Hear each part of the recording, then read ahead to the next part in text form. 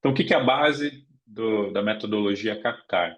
Então, cada letra representa uma etapa dessa jornada, que começa pelo básico, pelo feijão com arroz, por aquilo que todo mundo deveria fazer muito bem, que é compreender todos os fundamentos do seu projeto. Então, o que que eu falo, né? O que que eu chamo de compreender todos os fundamentos do seu projeto? Não dá para você pensar em captar recursos se você tiver respostas ruins para perguntas muito básicas. Então, você precisa dominar a modelagem, a base de tudo, as premissas, a sua viabilidade, e acompanhar isso ao longo de todo o ciclo, né, desse projeto imobiliário ou do seu negócio.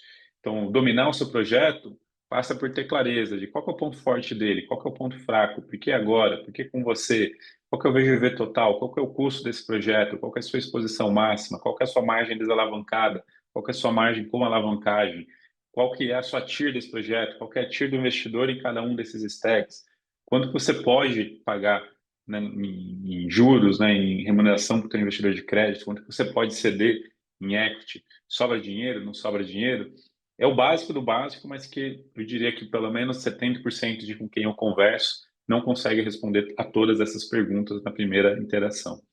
Então, se você não tem esse domínio, volta para a prancheta, volta para o básico, faz feijão com arroz, para ter condição de ir para frente conversar com o investidor. Então, você precisa dominar não só o que você quer, o que você está fazendo, o que você está apresentando, mas mostrar o porquê. Né? Por que que agora? Por que que você é o melhor empreendedor para ele apostar? Por que que é a melhor alternativa? Por que que é a melhor tese? Se você não deixa claro o porquê, opções todo investidor tem inúmeras. Você nunca vai ser o único.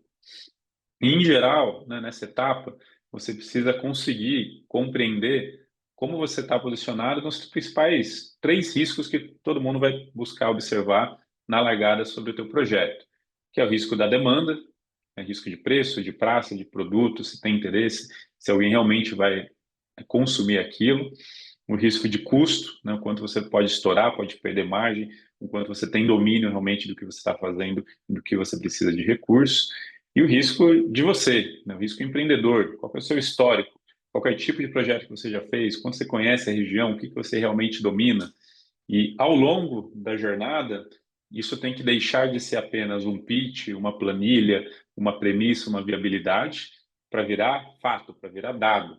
Então, lá no início, é normal que você vai estar menos maduro e vai ter só uma projeção. À medida que o tempo avança, você tem que mostrar venda realizada, receita obtida, tem que mostrar precisão na sua capacidade de acertar no teu orçamento, capacidade de cumprir seu planejamento, previsibilidade. Você tem que mostrar consistência. Quanto mais você interage com o investidor, mais ele vai observar o quanto você está sendo consistente com aquilo que você dizia acreditar. Quanto menos track record você tem, mais você vai ser obrigado a trabalhar com investidor menos profissional. Pessoa física, pessoas próximas, pessoas da sua região, pessoas que vão fazer cheques menores. Quanto mais sofisticado, mais preparado você está, mais você consegue trabalhar com investidores institucionais, investidores que dominam uma arte de fazer operações em maior escala, em volume, de forma mais estruturada. Nesse processo, né, eu falo que a segunda letra do nosso método Captar é você avaliar todos os cenários e possibilidades. Você tem que fazer o trabalho do investidor, né? Você não pode esperar que ele faça todas as análises por você. Você tem que ter feito isso upfront. Então, no processo da metodologia Captar, avaliar os cenários é a segunda possibilidade. Então, você precisa entender quais são os limites do seu projeto, até onde ele te permite ir, até onde você consegue, nesse processo, ter total domínio de o quanto você pode ceder ou não de participação, o quanto você pode pagar ou não de taxa de juros. E aqui um exemplo típico, né? Então, você tem lá um projeto de 500 milhões de receita, ou de 50, ou de 40, não importa. Você tem lá os teus custos de venda, você tem lá os seus custos de obra e terreno, você entende o seu resultado bruto, aí você entende quanto que seria um cenário de alavancagem e resulta em quanto de despesa financeira, para ter uma clareza de qual que é o teu lucro líquido no final. Mas você tem que começar a simular isso, e qual que é a sensibilidade de suas variações. Então, você precisa simular, por exemplo, como que fica num cenário onde você possa ter um preço maior ou um preço menor. Se o preço é 15 mil, é uma questão. Se o preço é 17,5, é outra. Como é que fica a variação disso em função do custo de obra? Como que a sua TIR flutua você consegue mostrar com clareza para você mesmo ou para o seu investidor até onde esse projeto se mostra ou não se mostra viável. E você pode simular isso com custo de capital, com preço de venda, com custo de obra, com timing de projeto. Tudo isso você tem que fazer antes de ir para a mesa com o investidor. Então, o entendimento dos limites é o que te leva a entender qual que é o melhor perfil de investidor que você tem que bater na porta. E você vai melhor entender qual que é a disposição a risco e retorno que o seu projeto tem como característica.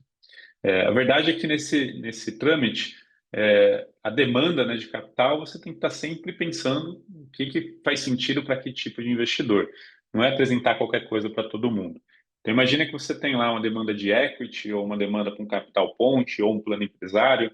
Você pode atacar essa mesma demanda de diferentes formas, com diferentes tipos de investidor.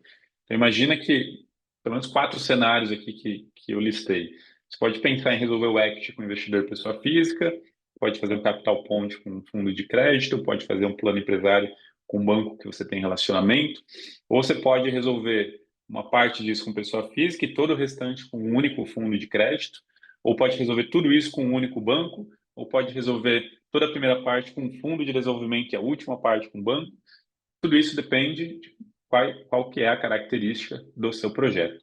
Então, o ponto de partida não é sair batendo na porta e buscando investidor. O ponto de partida é olhar para dentro de casa, dominar e saber a sensibilidade para entender o que faz sentido apresentar para quem. Então, o entendimento do cenário direciona para quem o seu projeto pode ser investível.